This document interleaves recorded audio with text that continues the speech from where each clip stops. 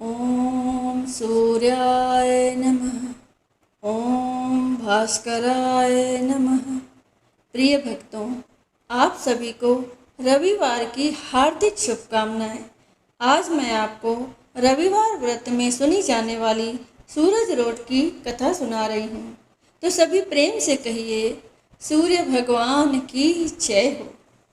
किसी गांव में एक माँ और उसकी बेटी दोनों सूरज जी का व्रत किया करती थी। एक बार सूरज जी के व्रत वाले दिन माँ ने बेटी से कहा, मैं पानी लेने जा रही हूँ, तू 2 रोट बनाकर रख लेना।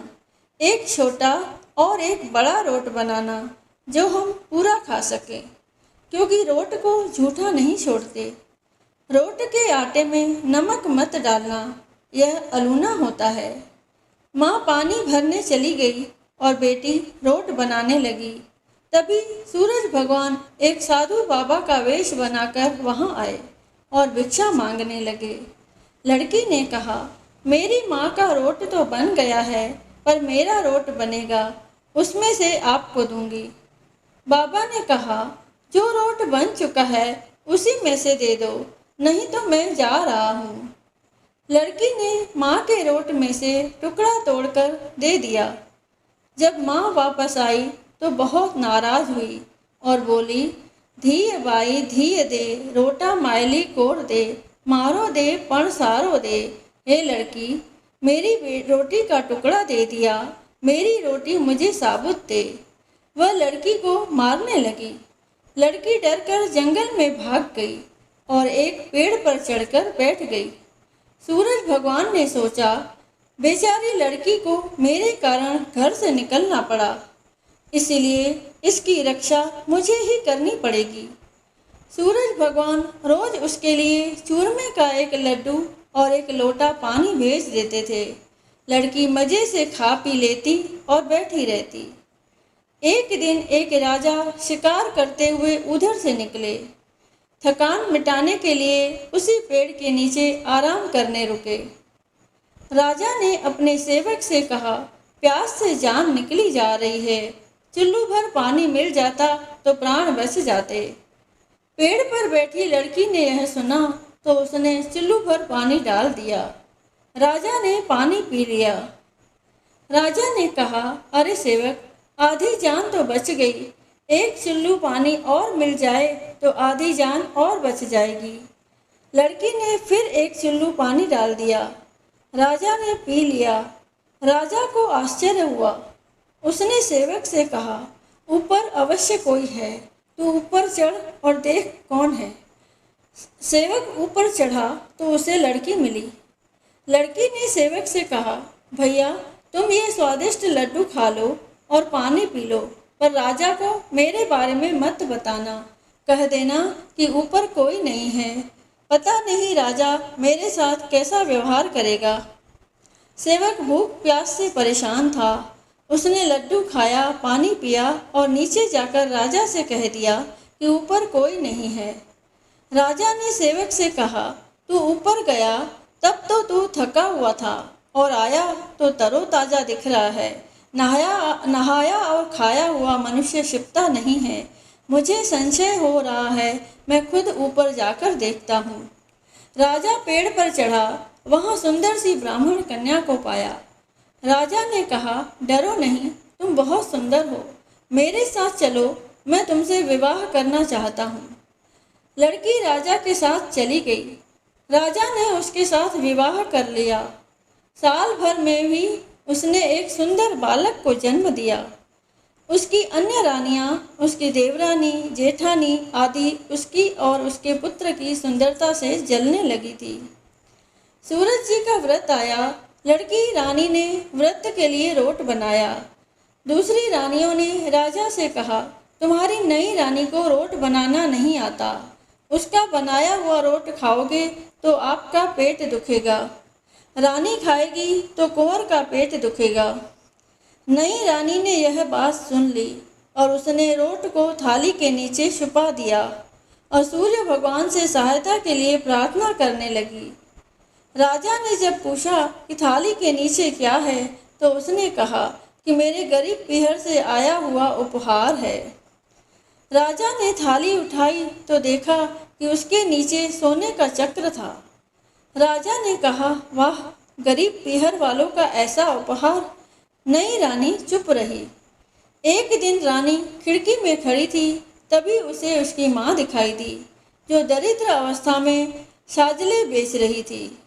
उसने सोचा, माँ को यहाँ बुला ले तो यहाँ आराम से रह लेगी।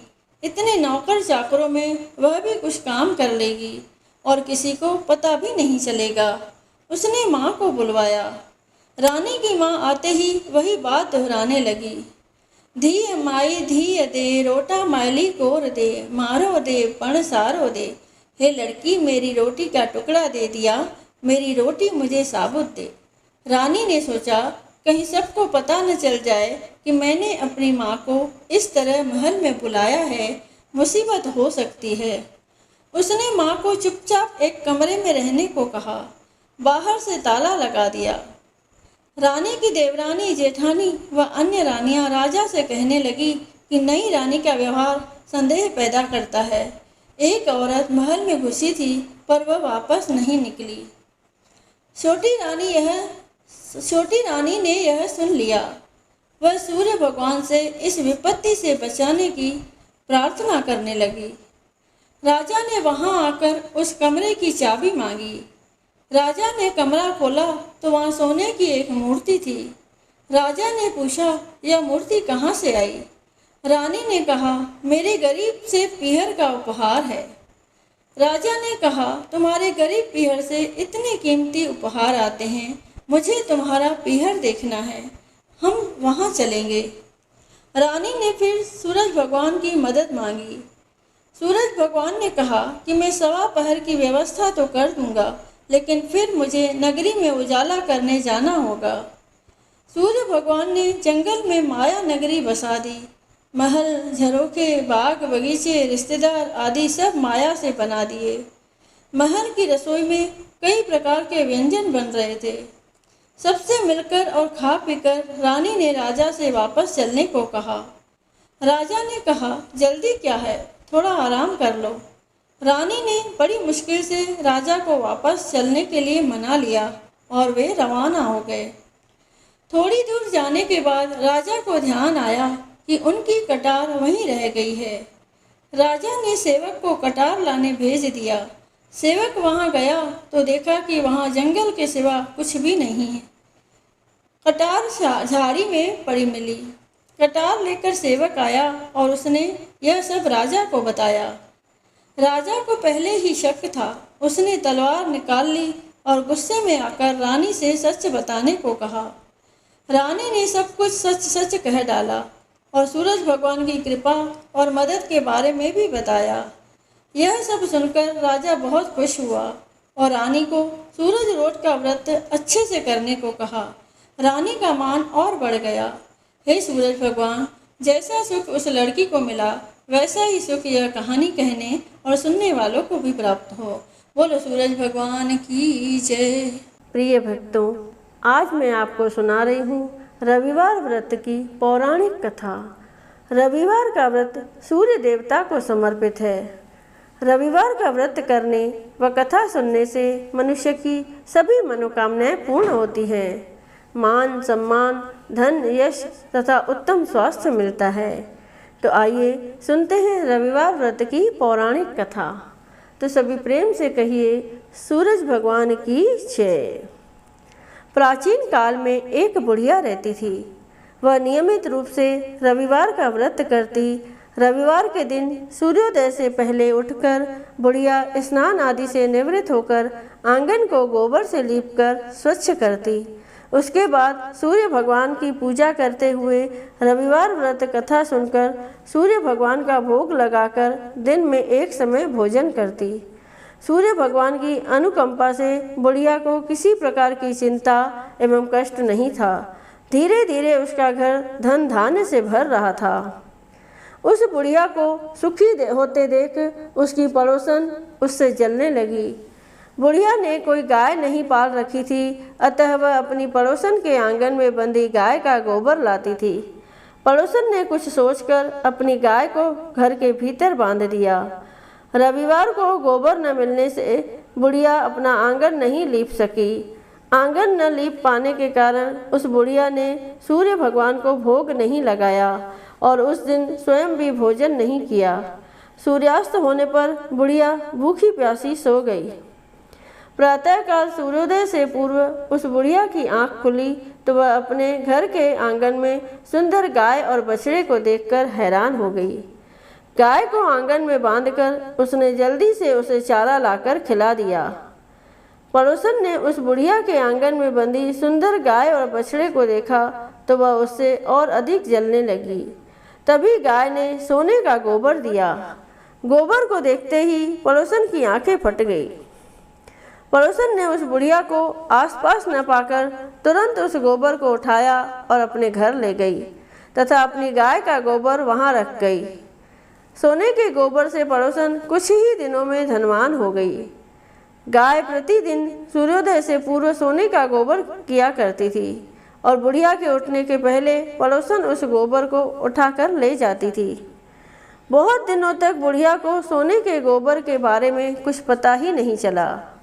बुढ़िया पहले की तरह हर रविवार को भगवान सूर्य देव का व्रत करती रही और कथा सुनती रही। लेकिन सूर्य भगवान को जब पड़ोसन की चालाकी का पता चला तो उन्होंने तेज आंधी चलाई। आंधी का प्रकोप देखकर बुढ़िया ने गाय को घर के भीतर बांध दिया। सुबह उठकर बुढ़िया ने सोने का गोबर देखा तो उसे बहुत आश्चर्य हुआ। उस दिन के बाद बुढ़िया गाय को घर के भीतर बांधने लगी। सोने के गोबर से बुढ़िया कुछ ही दिनों में बहुत धनी हो गई। उस बुढ़िया के धनी होने से पड़ोसन बुरी तरह जल भून कर राख हो गई और उसने अपने पति को समझा बुझाकर उसे नगर के राजा के पास भेज दिया। सुंदर गाय को देखकर राजा बहुत खुश हुआ। सुबह जब राजा ने सोने का गोबर देखा तो उसके आश्चर्य का ठिकाना न रहा। उधर सूर्य भगवान को भूखी प्यासी बुढ़िया को इस तरह प्रार्थना करते देख उस पर बहुत करुणा आई।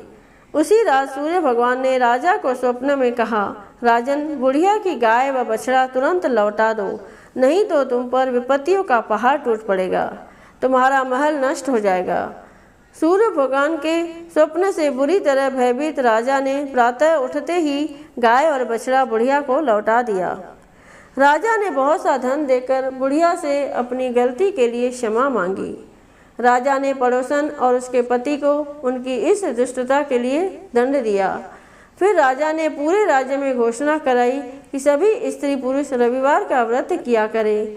रविवार का व्रत करने से सभी लोगों के घर धन धान्य से भर गए। राजतय में चारों ओर खुशहाली छा गई। स्त्री पुरुष सुखी जीवन यापन करने लगे तथा सभी लोगों के शारीरिक कष्ट भी दूर हो गए। तो सभी प्रेम से कहिए, सूरज भगवान की जय।